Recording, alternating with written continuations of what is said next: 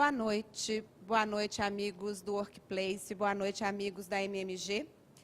Setembro Amarelo, prevenção ao suicídio, é o tema que discutiremos na edição de hoje do estúdio AMMG, transmitido ao vivo via Workplace. Todos os anos são registrados cerca de 10 mil suicídios no Brasil e mais de 1 milhão em todo o mundo. Sabemos que se trata de uma questão de saúde pública em todos os países. Segundo a OMS, é imprescindível que nós, profissionais de saúde, de todos os níveis da atenção, estejamos aptos a reconhecer os fatores de risco para o suicídio, a fim de que medidas sejam realizadas para reduzir e evitar o suicídio. Estão conosco o presidente da Associação Mineira de Psiquiatria e da Associação Brasileira de Estudos e Prevenção ao Suicídio, Dr. Humberto Correia, o diretor da Associação Médica de Minas Gerais, médico de família e comunidade, professor da UFMG e mestre em saúde pública pela UFMG, o Dr. Ricardo Alexandre de Souza, o acadêmico estudante da UFMG, presidente da Sociedade de Acadêmicos de Minas Gerais, a SANG, Bernardo Lacchini, e a presidente da Associação Médica de Minas Gerais, doutora Maria Inês de Miranda Lima. Sejam todos bem-vindos ao nosso estúdio de hoje. Boa noite a todos. É com muito prazer que a gente inicia mais um estúdio com um tema extremamente importante. Os dados nos mostram que na população brasileira o pensamento suicida atinge índice em torno de 17% em algum momento da vida de cada uma dessas pessoas. É um problema de saúde pública. E as entidades médicas, as universidades, os acadêmicos se preocupam também muito com isso, em função do aumento de índice que tem acontecido entre médicos e que próximo de nós entre acadêmicos de medicina. É muito importante que nós, entidades, estejamos atentos, possamos discutir e criar estratégias e ações para estar prevenindo essa atitude que é tão deprimente, que tanto nos assusta. Espero que todos aproveitem esse tema, participem, mandem perguntas, que seja um ótimo workplace, ou um ótimo estúdio dentro do workplace. Ok. Bem, neste mês que celebramos o Dia Mundial de Prevenção ao Suicídio, em 10 de setembro, nós queremos debater esse tema complexo que muitas vezes foge da nossa compreensão. Eu vou começar com o Dr. Humberto, perguntando, do ponto de vista psiquiátrico, quais os fatores ou quais as doenças que podem ser apontadas como relacionados ao ato de suicídio ou à ideação suicida? Boa noite, Luciana. Boa noite a todos. Eu vou dividir essa pergunta em duas. Primeiro, o suicídio em si, né? Nós sabemos, os estudos mostram de forma inequívoca que praticamente 100% dos suicidas tinham uma doença mental no momento em que eles se mataram. Então, a doença mental é uma condição necessária para que o suicídio aconteça. Dentre as doenças mentais, em termos absolutos, de longe a mais importante é a depressão, porque a depressão é uma doença muito prevalente, né? Mas outras doenças mentais também contribuem com sua parcela de suicídios, como o transtorno bipolar, a esquizofrenia e, muito importante, abuso e dependência de álcool e outras drogas, né? Quando nós falamos em ideação suicida, aí não necessariamente existe uma doença mental presente, né? Pode ser uma crise momentânea, uma questão conjuntural da vida daquela pessoa, não necessariamente com uma doença mental presente. Diferente do suicídio, que aí sim, a doença mental está presente em 100% dos casos. Junto com a doença mental, outros fatores de risco são importantes. Quem tentou suicídio alguma vez na vida, nós sabemos que quem tentou suicídio é grupo de risco para nova tentativa e para suicídio. Do ponto de vista sociodemográfico, a gente vê que o homem é grupo de risco, o homem se mata 3 a 4 vezes mais do que as mulheres, apesar das mulheres fazerem 3 a 4 vezes mais tentativas, né? Em termos etários, os dois grandes grupos de risco hoje são adolescentes e jovens e o idoso. Né? Com uma nuance, o idoso sempre foi grupo de risco, há mais de 100 anos. Nas últimas 2, 3 décadas, entretanto, aumentou muito a mortalidade por suicídio nesse grupo de adolescentes e jovens, a faixa que vai de 15 a 29 anos de idade. Outra coisa importante, fator de risco, pouco laço social. Né? Por exemplo, quem é casado suicida menos que quem é solteiro ou viúvo. Quem trabalha, está trabalhando, suicida menos que quem é aposentado ou desempregado, e assim por diante. Então, pouco laço social também é um fator de risco para o suicídio.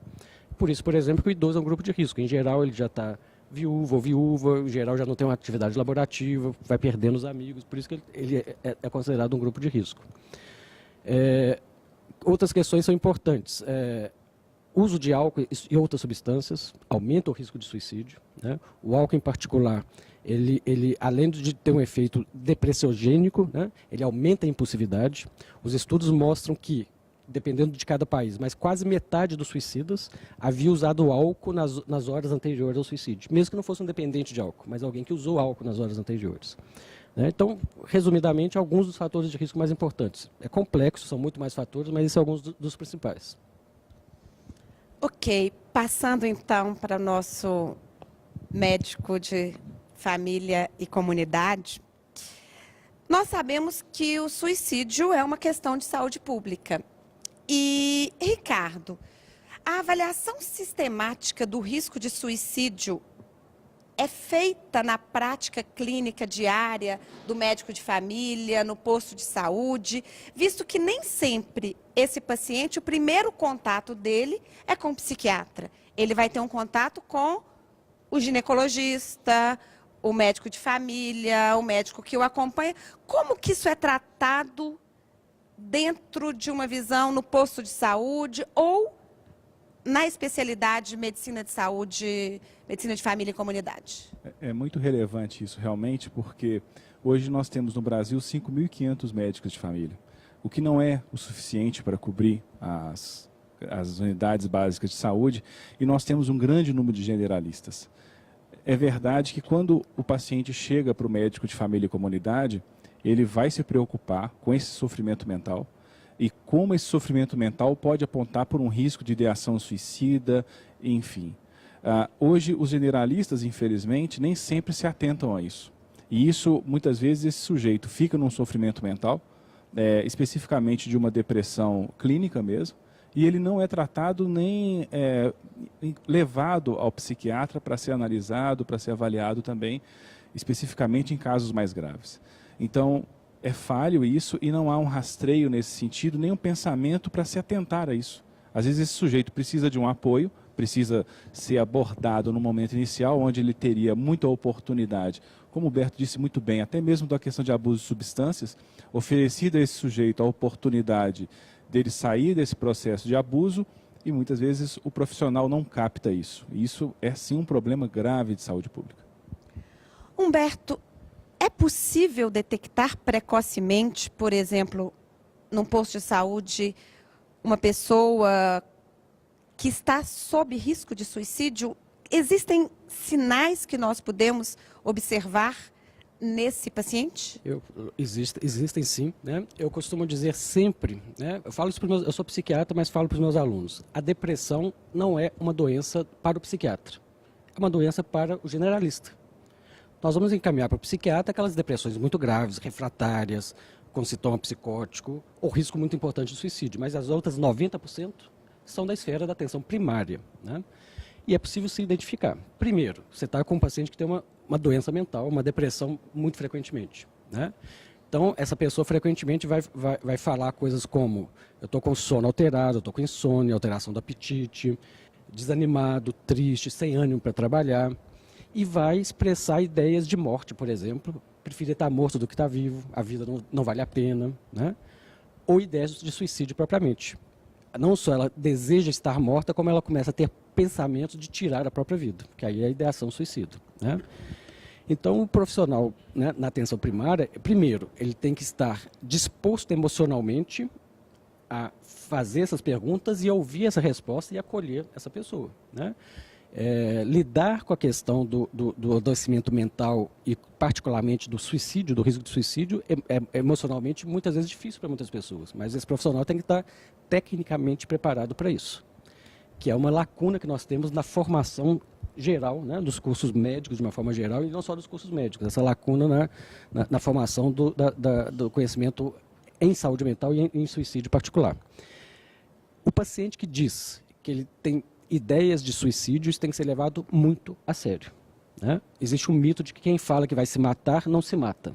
Isso é mentira. Os estudos mostram que 70% a 80% das pessoas que suicidaram comunicaram às pessoas próximas esse desejo. E frequentemente fizeram isso para o médico que estava atendendo, né? Mas, Humberto, entre as mulheres, né, que há mais tentativa, né, as estatísticas mostram isso, eu penso que pode ter bastante dificuldade nesse diagnóstico, porque você escuta, eu já tentei 3 vezes, e aí acho que muitas vezes a leitura do profissional está carente, está neurose, chamando atenção, usando antidepressivo e passa a achar que ela não vai efetivar o suicídio, mas efetiva muitas vezes. Né? Exatamente, é um equívoco, né? Eu costumo dizer sempre, a pessoa disse que está com a intenção de se matar, mesmo aquela que já tenha feito outras tentativas, mesmo que você suspeite que pode ser uma forma de chamar atenção, né?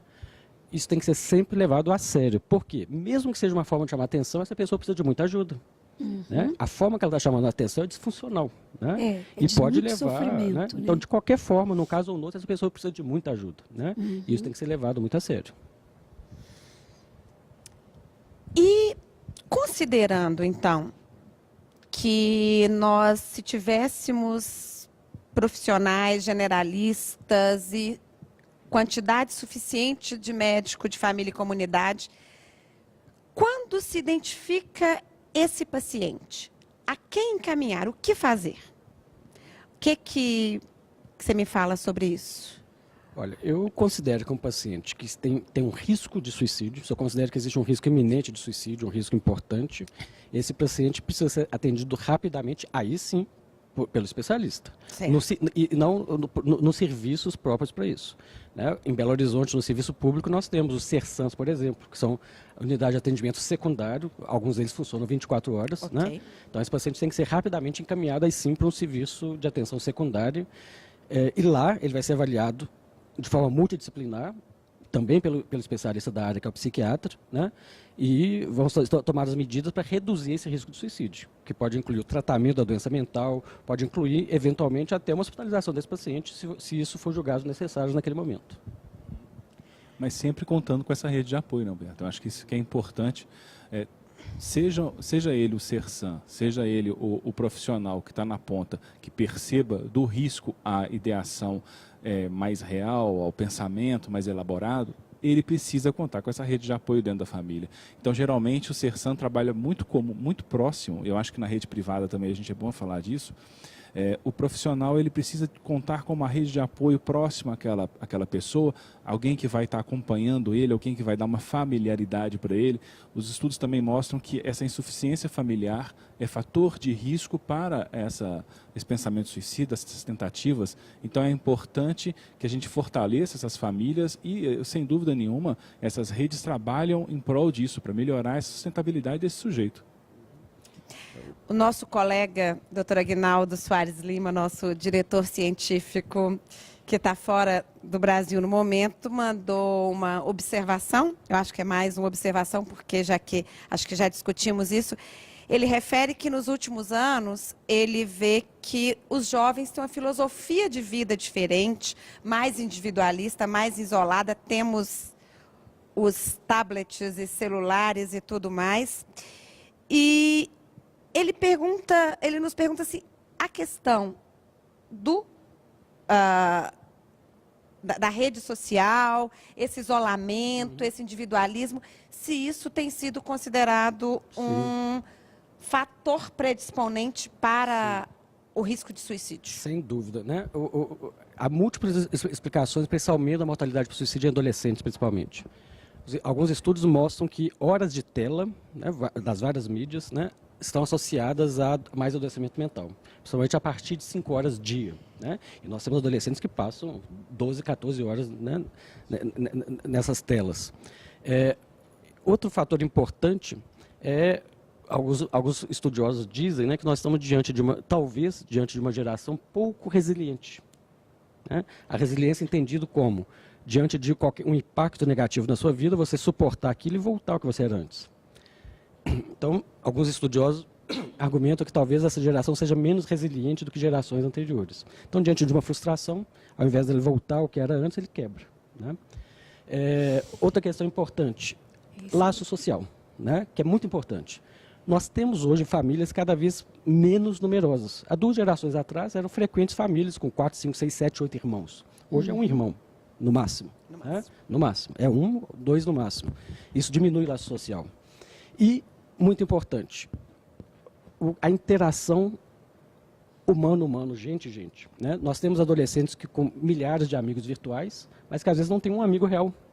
Né? Eles vivem no mundo virtual e isso não substitui a relação humana, presencial, face a face. Né? E eu diria que o mundo virtual ele é muito lindo, né? Porque ninguém, obviamente, se publica no Facebook, no Instagram, usando uma roupa feia, triste, brigando com alguém. Então, como ele vive ali, ele vê todo mundo é bonito. Então, se ele está vivendo um momento de tristeza, a dimensão passa a ser outra. Eu acho que a psiquiatria é a profissão do futuro. Vamos mudar um pouquinho de assunto para médicos e estudantes de medicina. Tem se destacado o aumento significativo do número de suicídios entre os médicos e entre estudantes de medicina, e que é conhecida por ser mais elevada que na população geral. Tem um estudo alemão que mostrou que na Alemanha, 3 a 5 vezes suicídio entre médicos e estudantes de medicina são 3 a 5 vezes maior do que a população geral. Então, é uma pergunta que eu acho que é aberta para todos, doutor Ricardo, doutor Humberto, Bernardo, falando especificamente desse grupo. Existem fatores relacionados ao ambiente profissional, ao ambiente, à faculdade propriamente dita, que pode estar associada a esse aumento de suicídio nesse grupo especificamente? Boa noite a todos, boa noite, doutora Luciana, boa noite a quem nos assiste. Sim, acredito que sim. O ambiente da Faculdade de Medicina estimula uma competitividade muito grande desde o início do nosso curso. A gente, na UFMG, entra em uma turma de 160 pessoas, onde todos são estimulados a serem os melhores, né? Estão acostumados, desde o início das suas vidas, a serem os melhores de suas classes e encontram mais uma centena de pessoas que também o foram antes. Tudo isso parece contribuir para que esses laços que o Dr. Humberto falou antes não se fortaleçam tanto. Eles fiquem mais na aparência de uma rede social do que dentro dos nossos corredores. Aliado a isso, o estudante, quando sai de sua residência, ele perde um pouco do vínculo familiar e um pouco da sua rede de apoio que era estabelecida na sua cidade. Isso é um pouco preocupante, porque quando ele sai do ambiente escolar, da faculdade, ele não tem com quem conversar, com quem expor seus problemas, falar um pouco de suas frustrações e amenizar um pouco disso que passou no dia.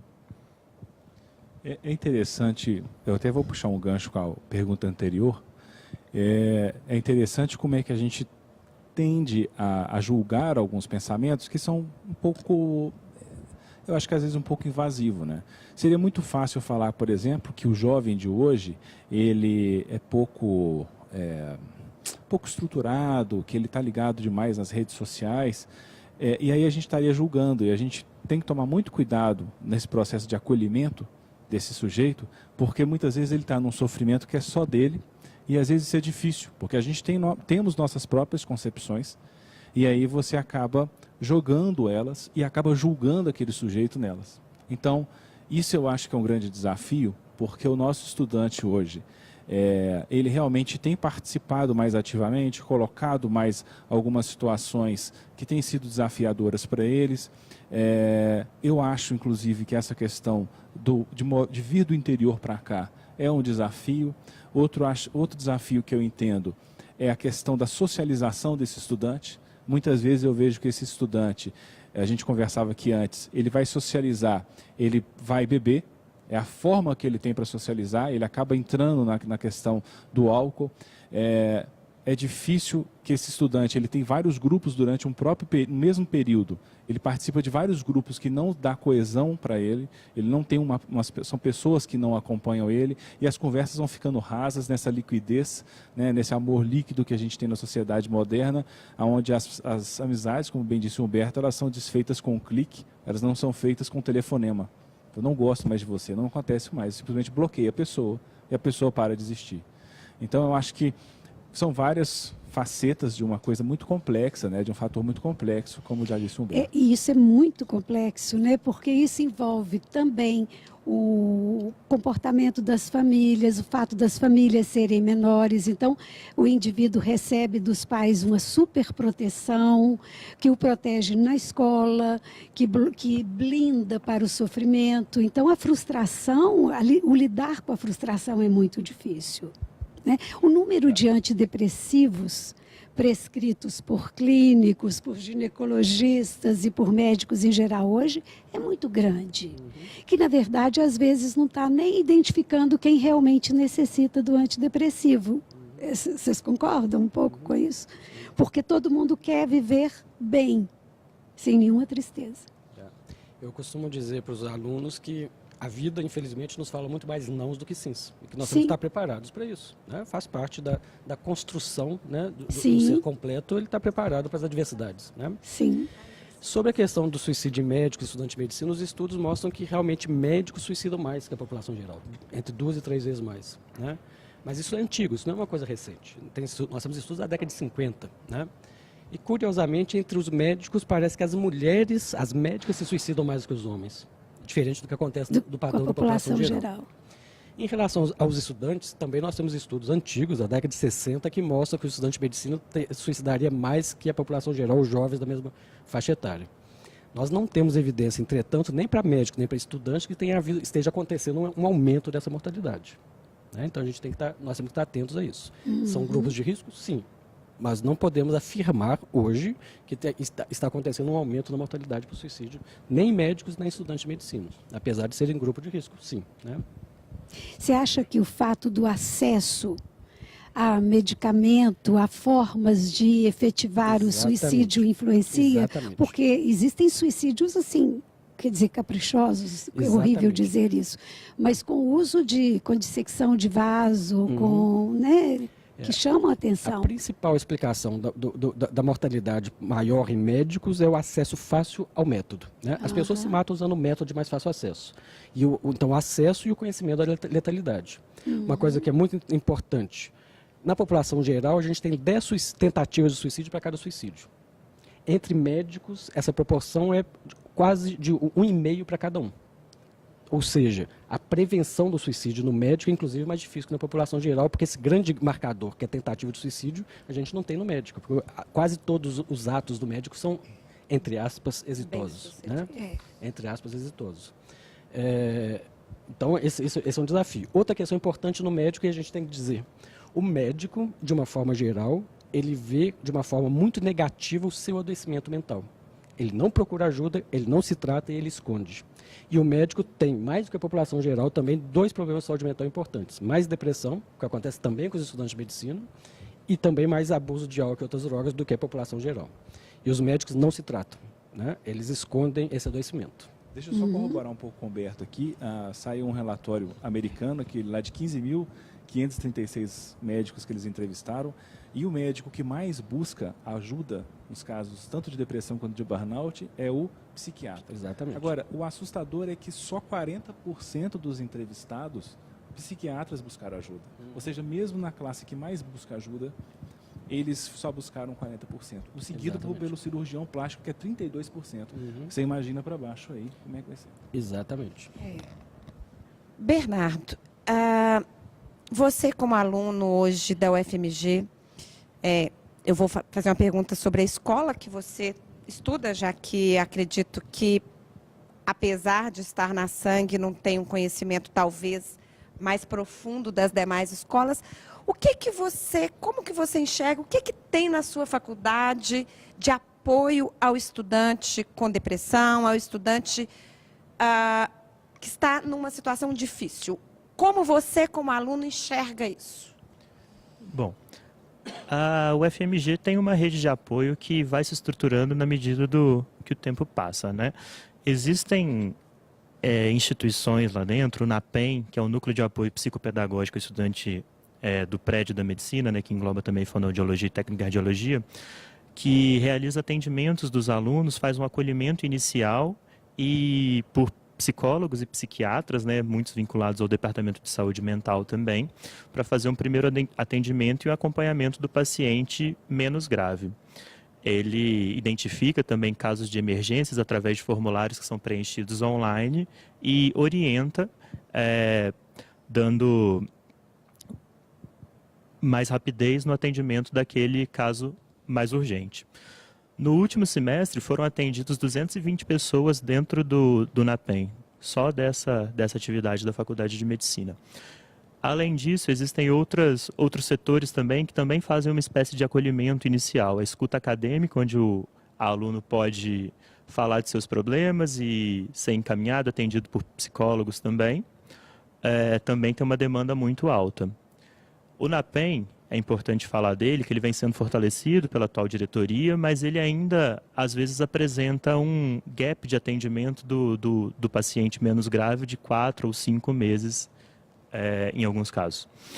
Bom, a faculdade também diz estar instituindo uma comissão ampliada de trabalhos em relação à saúde mental, onde ela reúne o colegiado, a reitoria, o Departamento de Saúde Mental e o diretório acadêmico, Alfredo Balena, para instituir um fluxograma de medidas preventivas de acolhimento e de emergência ao estudante. Eles querem fazer uma síntese desses fluxogramas para mostrar o caminho para o estudante. Além disso, o colegiado entende também que a carga horária da Faculdade de Medicina e às vezes a cobrança pelas atividades presenciais são bastante elevadas e eles estão estudando uma forma de otimizar o tempo dos estudantes dentro da faculdade. Isso está em estudo, porque a gente passou por uma reforma curricular recente, 3 ou 4 anos atrás, e essas mudanças são realmente lentas. Mas é importante saber que o colegiado está atento a isso e tomando providências. Humberto, a meu ver, como não estudiosa desse assunto, eu me formei em 94, eu tive um caso de suicídio na minha turma. Eu me assustei com a sua informação de que não houve um aumento, porque a gente ouve muito mais desse assunto, a gente ouve os alunos falarem da questão da carga horária muito alta no momento. Isso sempre teve. O que é que... Eu acho que a percepção talvez mudou, mas a minha percepção, ela está errada ou não? Eu não disse que não houve aumento. Eu disse que hoje não tem como nós afirmarmos que houve aumento. Nós não temos nenhum estudo que demonstre isso. Tem estatística. Nós não temos nenhum estudo que demonstre isso. Agora, tudo isso que você falou é verdadeiro. Eu acho que hoje, felizmente, nós falamos muito mais abertamente sobre a questão do suicídio. Que há anos atrás, quando eu me formei um pouco antes de você, era um assunto muito mais tabu do que hoje. Ainda é tabu, mas era muito mais. O próprio adoecimento mental. Hoje as pessoas falam muito mais abertamente sobre isso. Eu fui da primeira diretoria do NAPEM em 2004, né, esse órgão da Faculdade de Medicina. Os estudantes tinham um certo, entre aspas, receio, até vergonha de procurar. Hoje não, as pessoas procuram muito mais abertamente, mais livremente do que acontecia há 20 anos atrás. Então, são, acho que, esses fatores todos. De novo, a questão do adoecimento mental do estudante de medicina e do suicídio do estudante de medicina é antigo. Nós temos estudos da década de 60. O primeiro trabalho científico que eu fiz na minha vida foi sobre suicídio em estudantes da Faculdade de Medicina do UFMG. Isso na iniciação científica nos anos 80. Né? Então, o assunto é antigo. Né? Talvez o que seja novo, e isso é muito positivo, é a facilidade que nós estamos tendo de abordar esse assunto e falar livremente sobre isso. O Ricardo comentou a questão do vínculo social familiar. Eu tenho uma impressão que hoje também o fato, na minha época, por exemplo, praticamente todos os meus colegas eram de Minas Gerais. Eu sou do interior, o meu colega é de Belo Horizonte, mas a gente não tinha pessoas tão distantes, como, por exemplo, hoje a gente tem alunos do Pará, nós temos alunos do Rio Grande do Sul, porque o Enem fez essa distribuição dos alunos. Vocês consideram que isso é um fator gerador de estresse no momento? Apesar da gente já ter dito isso, mas, de fato, o que vocês pensam sobre esse fator, que é o fator da seleção para as faculdades no momento? Realmente, assim, na minha turma, nas turmas que eu acompanho, acho que tem 4 pessoas de Belo Horizonte só. É muito pouco. Então, essa rede de apoio, esse território cultural, quer dizer, como é que uma pessoa que vem do Acre, por exemplo, igual eu tenho uma aluna que mudou 18 vezes já na vida dela. É uma aluna de 22 anos. Sabe? Ela falou que na casa dela todo mundo tem uma função na mudança já. Então, você imagina o que é você não ter um vínculo local, você não ter uma identidade cultural para aquele aspecto. Essa coisa que o Humberto falou também, da relação pai-filho, que hoje está diminuída, né, o triângulo invertido, são um pai e uma mãe para uma criança, essa preciosidade que a criança vive, que dificulta essa frustração dela, isso tudo corrobora e colabora para que esse sujeito ele se sinta desestruturado quando ele entra dentro de uma faculdade que tem um nível de exigência. Então, o perfil do aluno, sem dúvida nenhuma, mudou no decorrer do tempo, né? A gente teve umas certas mudanças na faculdade também para que aquilo fosse mais percebido, que fosse mais suave para o aluno, mas essa rede de apoio, tanto familiar quanto social, hoje ela realmente está depauperada, é fato mesmo. E a gente precisa trabalhar para isso. E uma das formas que foi o que eu disse mais cedo é que essa turma pudesse acompanhar pelo menos um grupo de alunos durante algum tempo na carreira deles. Porque essa mudança de turma o tempo todo, ela dificulta esse vínculo. Muitas vezes eu preciso conversar com alguém, é uma coisa que está me incomodando, mas de incômodo em incômodo, esse copo transborda, né, Humberto? E eu penso que aquele estudo das gerações... Ia falar sobre esse assunto agora. Então fala. Eu ia perguntar, nós recentemente tivemos uma reunião aqui na Associação Médica da diretoria, onde foi abordado as várias gerações, a geração Baby Boomer, Baby Gummy, a geração X, a Millennium. E aí, falando em gerações, eu queria abordar a questão de burnout, sobretudo de residentes. Eu, recentemente, fui coordenadora de um programa de residência no Hospital das Clínicas e teve um estudo de uma psicóloga, um mestrado, uma tese de mestrado, que ela entrevistou os residentes e fez uma tese estudando justamente sobre burnout. E talvez eu li essa tese, o que mais me chamou a atenção foi a questão hierarquia.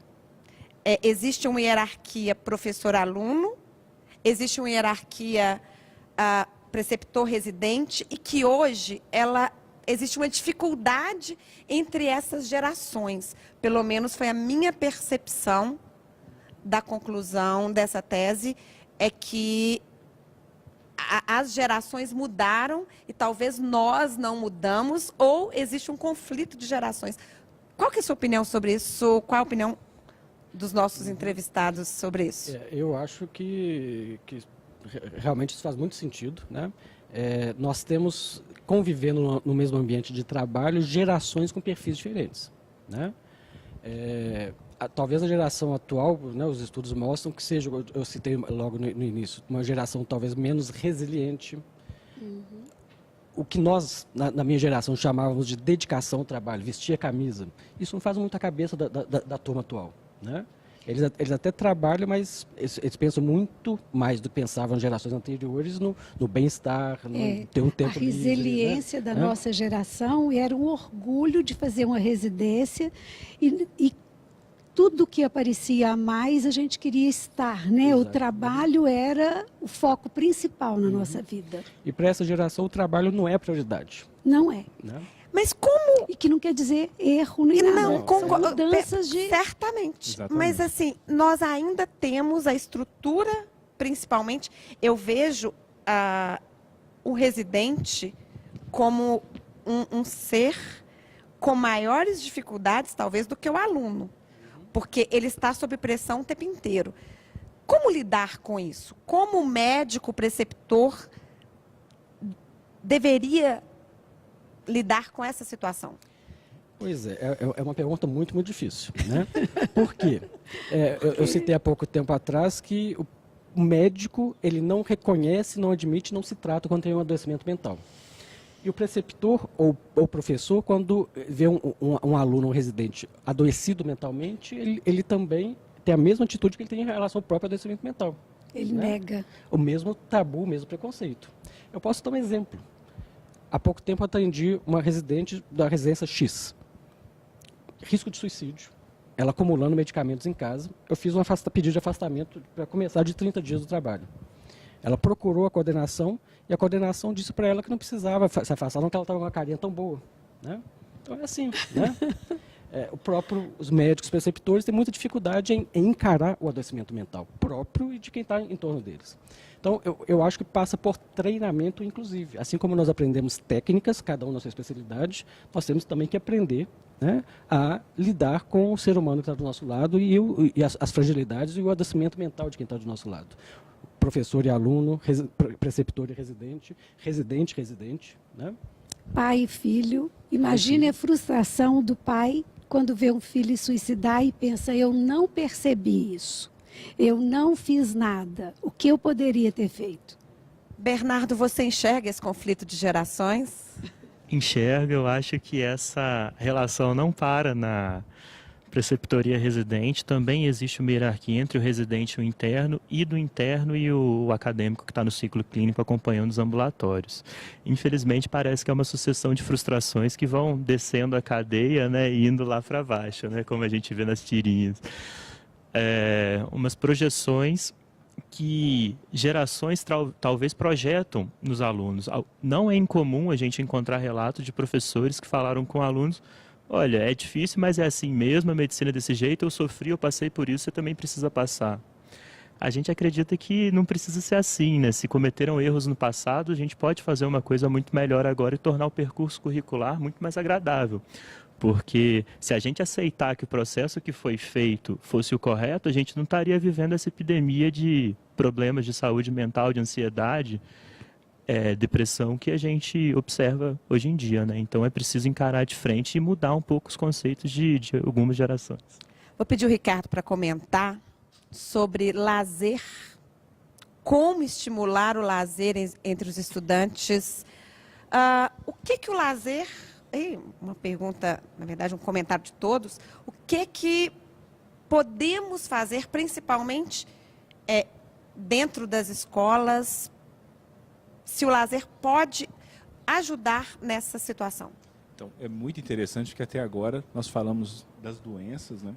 Mas como é que a gente pode efetivamente, eu acho que o Humberto vai complementar aqui, prevenir esse pensamento, esse sofrimento mental. E a gente não pode misturar, primeiro, o lazer com bebida. Por que eu não estou misturando lazer e bebida? Porque cada um é dono de si. Você não pode, e aí alguns estudos falam que você não pode trabalhar o lazer com uma coisa que faz mal para si. Beber é problema, então? Não, beber não é problema. Você pode, sim, tomar um vinho com os amigos, você pode sair para fazer uma resenha, né? Você não precisa ir no open bar e dar prejuízo.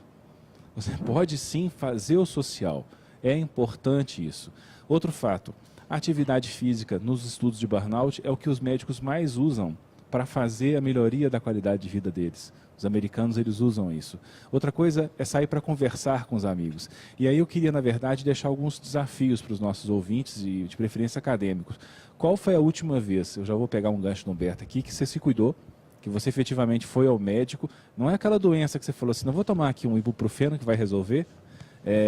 Qual foi a última vez que você se cuidou e qual foi a última vez que você falou assim, olha, eu hoje vou tirar o dia para dar uma descansada.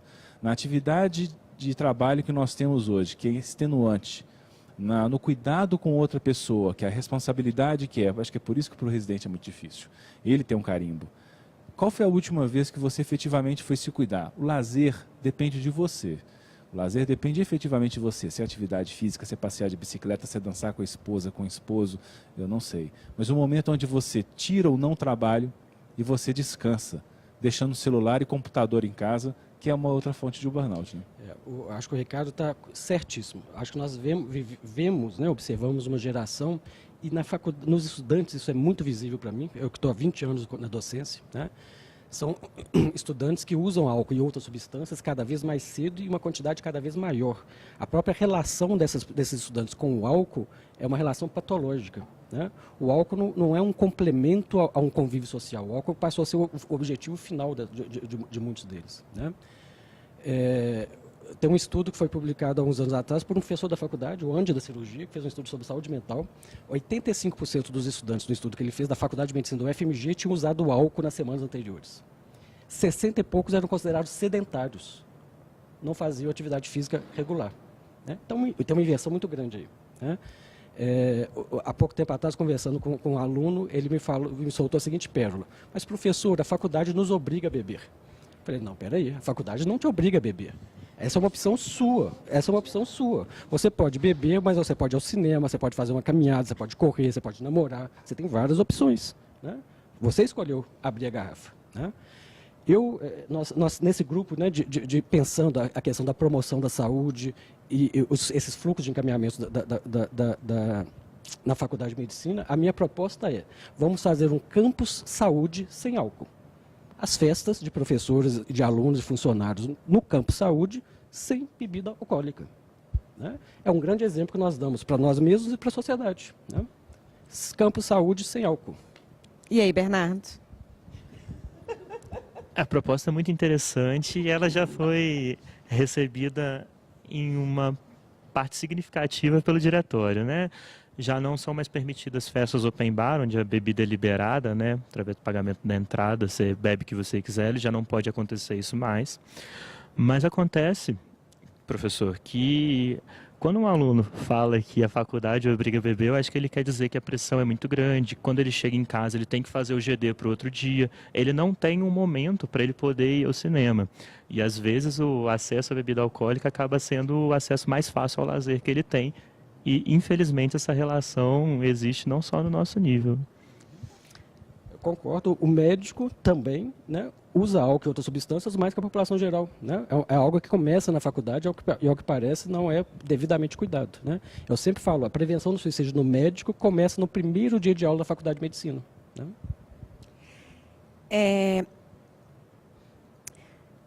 Uma questão, acho que para Marinês e para Humberto como presidente da Associação Mineira de Psiquiatria e a Marinês como a nossa presidente da Associação Médica, o que temos feito, que as entidades, as sociedades, o que nós podemos fazer para ofertar, para oferecer ao médico que está do outro lado, que nós podemos, para darmos apoio a ele? Do ponto de vista da psiquiatria, existe algum programa, existe alguma coisa? E das associações médicas em geral, como existe algum programa de saúde mental do médico, especificamente? Essa é a minha pergunta. Bom, vou aproveitar então para fazer uma propaganda. Na semana que vem, dias 12 e 13 de setembro, quarta e quinta-feira, no Salão Nobre da Faculdade de Medicina, nós temos um simpósio organizado pelo Departamento de Saúde Mental do UFMG, da qual sou chefe, e a Associação Mineira de Psiquiatria. O simpósio é Saúde Mental e Suicídio, no estudante, no residente e no médico, né? Então, nós vamos discutir, né, como está a saúde mental, né, dessas três categorias. Além disso, durante todo o ano, e particularmente em setembro, nós temos uma série de ações de prevenção e promoção à saúde. Eu vou citar alguns exemplos. Em parceria com a Fundação Clóvis Salgado, nós temos o dia 13 de setembro a 27 de setembro, no Palácio das Artes, uma mostra de filmes sobre saúde mental e suicídio. São 22 filmes, entremeados por discussões desses filmes, palestras e conferências abertas à comunidade.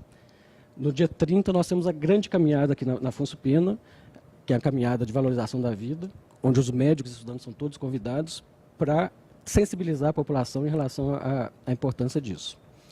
Mais especificamente com médicos, alguns autores preconizam, inclusive, isso é possível nos grandes centros como Belo Horizonte, que se organizem serviços de saúde mental voltados para o atendimento de médicos, pensando nessa dificuldade que o médico tem em procurar ajuda.